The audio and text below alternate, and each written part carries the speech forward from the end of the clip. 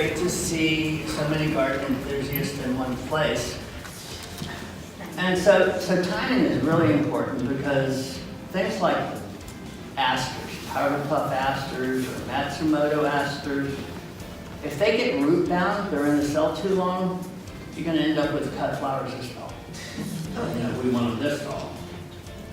The other thing is celosia. If you plant out your celosia too early, you're going to stunt it. It's never going to perform, it's never going to get nice and tall like we like.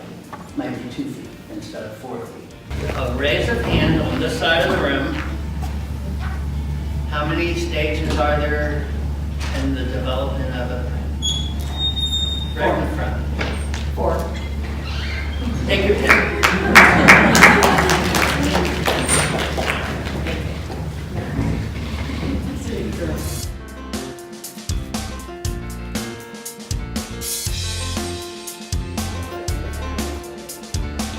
So what is vertical farming? A lot of people, when they first talk about vertical farming, they think of indoor buildings with 5 or 6 stories with LED lights. That's one form of vertical farming. To me, vertical farming is really when, instead of just thinking about your XY axis, you're also considering your Z axis. You're thinking about how you can actually make use of all the space in your growing area.